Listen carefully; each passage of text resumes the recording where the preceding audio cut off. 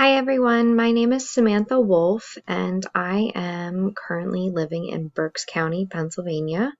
I live in a town called Hamburg and I graduated from high school from Fleetwood in 2007, which is also in Berks County. Graduated with my undergrad from Kutztown University in 2011. Couldn't get hired here, went to North Carolina and taught for a few years, and then eventually came back home and started teaching with the Reading School District.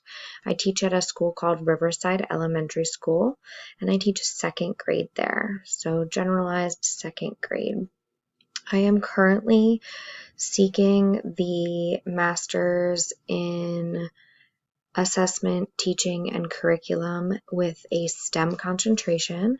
And a few things about me. I got married this past year. I'm very excited. We're starting to live our lives together, more so than we had before. We go by the motto of family always comes first. What I plan to learn from this course is better ways to assess my students, especially using technology. This is something that I am not very strong at and I would like to improve upon, so I'm hoping I can find out some new information.